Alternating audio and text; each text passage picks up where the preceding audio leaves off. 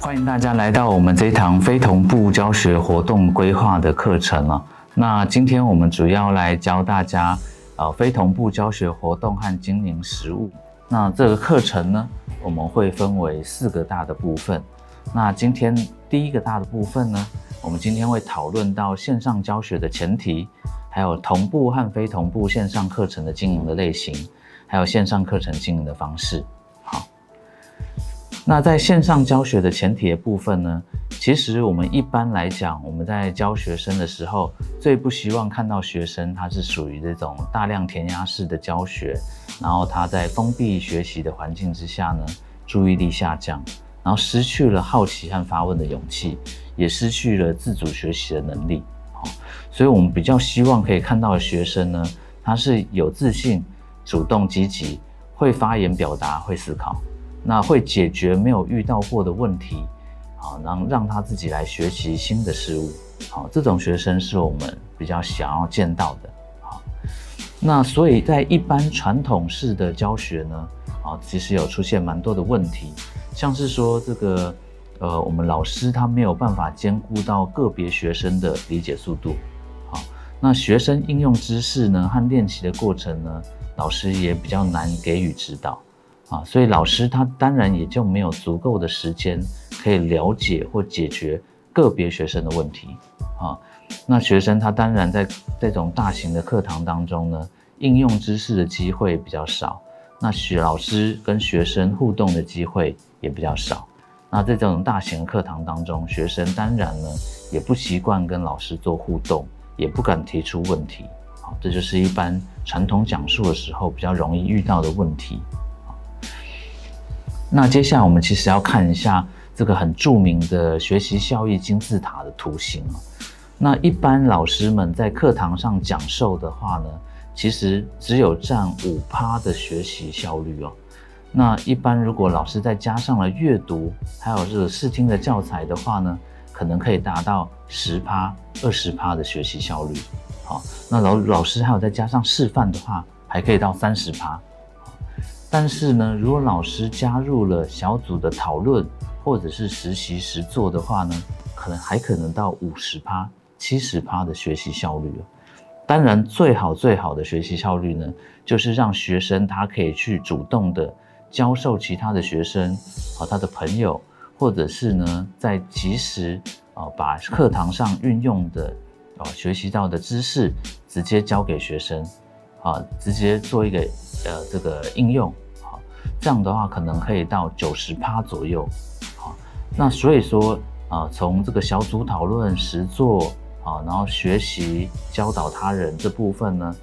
是最重要的部分。那其实这种行动学习或者是翻转课堂的活动模式呢，它可以占到学习效率的50%到90% 的效率，非常的高。所以如果老师只有单纯一般大班实体的时候做一般的课堂的讲授，其实学习效率是没有那么高的。所以什么样的学习策略可以增进连结和高层次的学习思考呢？其实我们主要让学生他可以主动的发现自己哪里不会，并且呢他可以多听别的学生的一些想法，尝试做一些思辨和素材之间概念的连结。那学生他平常当然也要多接受别人的提问，那介于在跟同学讨论的之间呢，他就可以产生这种多元的想法。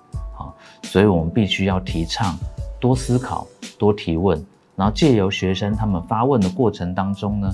来让他来学习到这种自主学习的能力。所以我们就要讲到这个线上学习的优势了。其实线上学习优势还蛮多的，那我这边只有列出4个比较大的重点。那第一个像是我们在发这个线上的测验的话，学习这个学生他比较没有作答时间的压力。学生他可以不用在固定的时间内考试，然后如果你把线上的测验呢设成它可以重复的挑战，去做重复的考试的话呢，他也可以在这个不断学习的过程当中去尝试错误改正。所以第2点呢，就是学生他可以制定自己的学习时间表。假如说在这1周之内呢，学生他是可以制定他自己课余的时间、有空的时间来完成导师这个线上学习的任务。好，第3个是增加记忆力。好，其实我们在这个非同步的课程影片，学生他就可以重复观看影片，或者是观看这个教材的练习，来增加他自己实作的经验。那一般我们在课堂上面呢，是没有办法说把一个重点重复的去做这个复诵，或者说让学生重复的讲同一个观念，因为这样时间可能就会没有办法耽误到课程的时间。但是非同步的影片的话，学生就可以利用非同步影片的方式来重复观看他比较不懂的那一块部分。好，所以这个是非同步影片非常棒的一个地方。好，那第4点呢，这个线上教学它其实可以适合不同能力的学生。好，怎么说呢？其实如果说真的已经做完学习活动的学习者呢，就是这些学生呢，他就可以去跳到下一个阶段去学他更想学的新的知识那如果说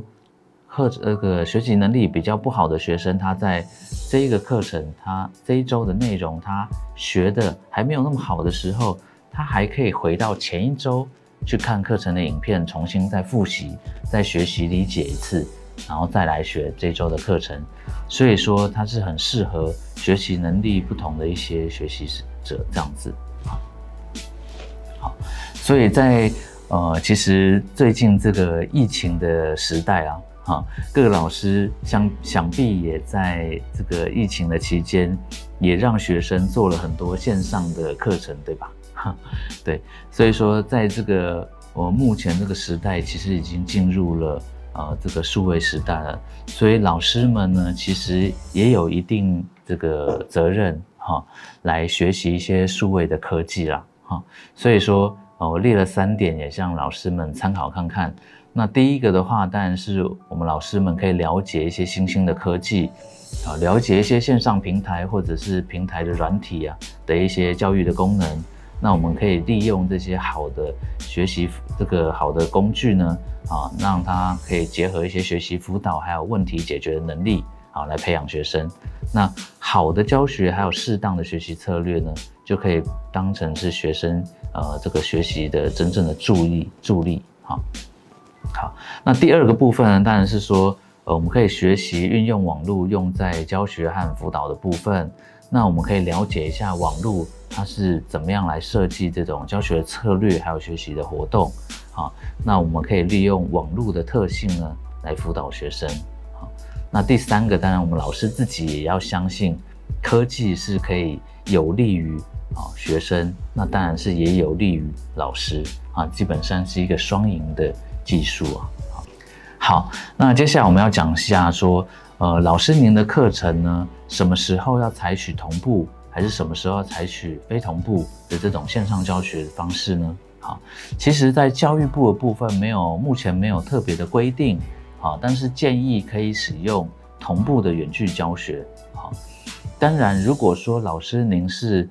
想往数位课程认证迈进的话，或者是说老师您的课程是属于比较一致性的，每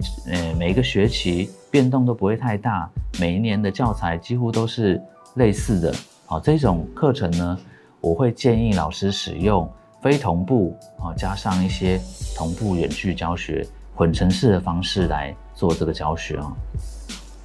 那混成式授课的优点其实蛮多的。那第一点就是说如果说老师课程全都是非同步的影片的话，通常比较难掌握到学生学习的状况，所以我们会加一点点同步的时段进去，让老师可以确实掌握到学生学习的状况。好，那如果老师您已经拍好了一些非同步的影片教材这样放到课程上的时候，就可以让学生可以课前的翻转来学习，那课后呢，他还可以重复再进行复习，可以提高学生的学习成效，还有一些这个老师的翻转学习的一些策略好，那当然说，如果说在这个非同步的课程当中，我们会加入一些同步的视讯那通常是一些视讯的教学或者是视讯的讨论借由这种同步的线上互动呢，我们也可以刺激学生来进行互动的讨论，来凝聚他们的学习的状况，然后也让他们做一些反思。好，那这张图呢，其实是我在学校里面帮学校做的一些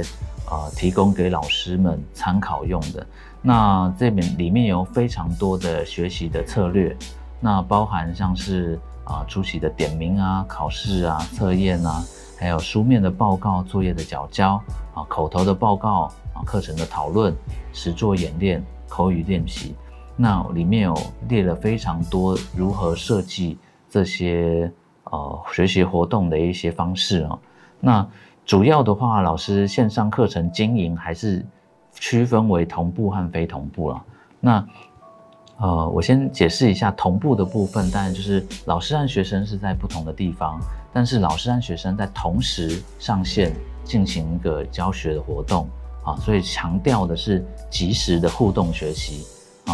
所以说适合对象当然就是像是一些单班的授课或者是有需要即时的互动讨论的都是蛮适合的那所以说课程类型部分的话，像是有讲座或者是即时解题或者是软体操作都蛮适合同步教学的方式。好，那当然非同步教学模式呢，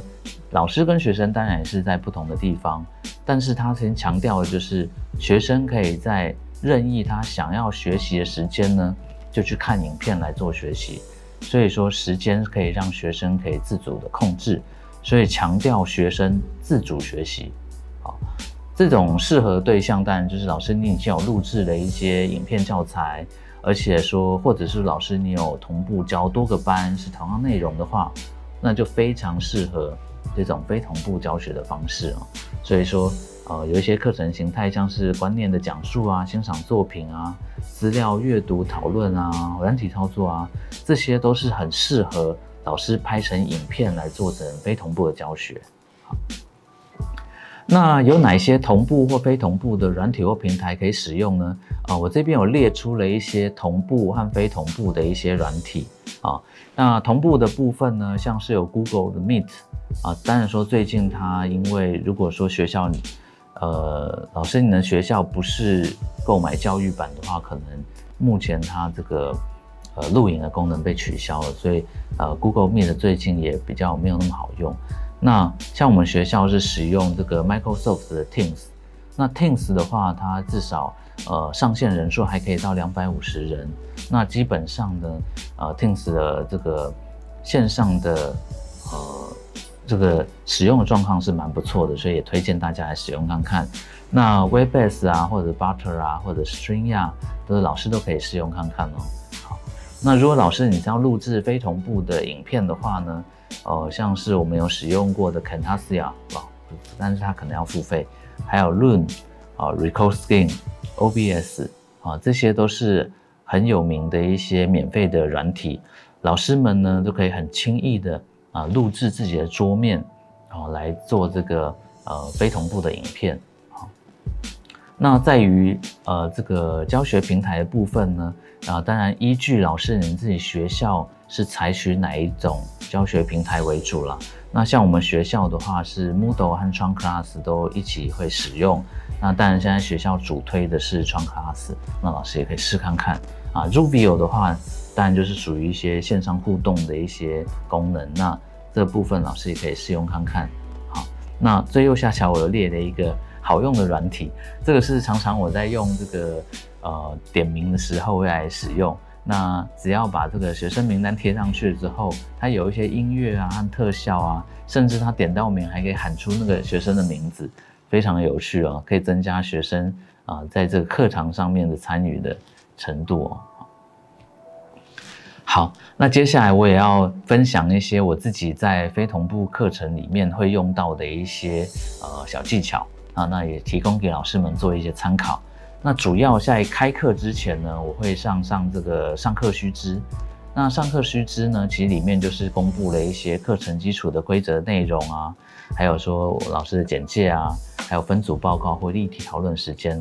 好，那里面有个非常重要的，就是老师一定要放上课程须知也就是这一次课程的教学的规则，还有成绩计算的方式。好，这是非常重要的哦。好，那右边这张图呢，就是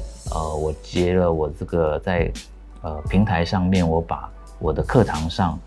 上课须知的这个画面。好，所以我有放这个课程的须知，还有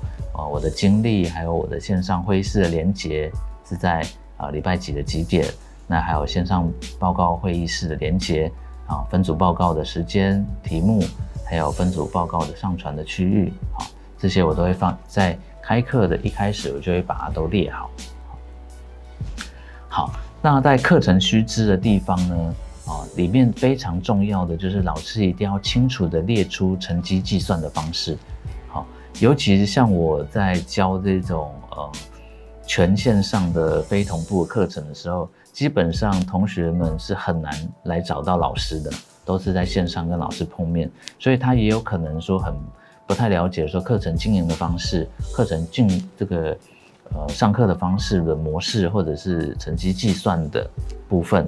所以这些都需要在开课一开始就好好的要跟同学们讲清楚哦。好，所以说像一开始我会有这个学前需要具备的能力，让他自己评估一下，还有我们课程计算的方式写得非常详细，还有我们这一次课程教学的方式，像这一次这个截图的话，当然是我当初是用1周视讯1周实作的方式来做这个教学。那我会尽量在每周的像是我是每周礼拜3，我会把最新的课程影片放到平台上面，让学生他就也比较不会有老师课程影片什么时候放的这种问题。好，那当然我会注明说，如果课程中有任何问题，先在讨论区中来提出问题，跟同学们互相讨论，或者是先上 Google 来查询一下问题的一些资料。好，那如果说在讨论区中，这学生有帮彼此之间互相讨论，然后做一些互相的解答的话呢，那我也会帮学生做一个加分来当做奖励。那再接下来是课程的教学的分量，还有目标，还有我自己线上办公室开放的时间，我都会写得非常的清楚。那学生就可以在这段时间呢上线到这个同步咨询会议室呢，跟老师来做一个讨论或问题的解惑。好，那刚才是在讲这个开课前，那接下来在我每周的课程当中呢，我也会放上当周的所有的教学的影片然后还有教材、讨论区、作业测验等等。好，那右图呢，就是我截图了我某一周我列出来所有的内容。那第一个部分我会在每一周的开始放上一个学习指引。好，那接下来我就会放一些教材投影片还有我的影片，那还有课程的讨论区，还有每周我会放一个小的线上的测验，然后还有时候不定时的每周会有一些作业需要他们缴交。好，那比较重要的就是学习指引了，因为通常学生一开始在接触非同步的课程的时候，会比较不清楚他需要注意什么事项，所以我会把当周的学习指引写得非常的清楚。像是第一步呢，他必须要去下载教材，然后第2步呢，他必须要去看教学的投影片，然后第3步呢，他可以去看这个课程的影片来搭配这个投影片一起观看来学习。那第4步就是有任何问题的话，就上讨论区讨论。那最后呢，第5步就是要完成这一周的测验还有作业这样子。那等到1到5步都完成之后，他当周的工作就完成了。好，那在分组报告的部分呢，我也列出了我分组报告的截图。那主要因为在这个分组报告，学生会比较多的疑惑是在他们需要做的报告需要详细到怎么样的程度，所以我会把这个分组报告的内容都列出来，然后他们需要缴投影片，或者是他们什么时候需要报告，都把这个时间跟同学们好好的讨论清楚，那并且都详细的记载在上面。那学生如果他忘记了，还可以再上来看他是哪一个时段要上来跟老师进行报告。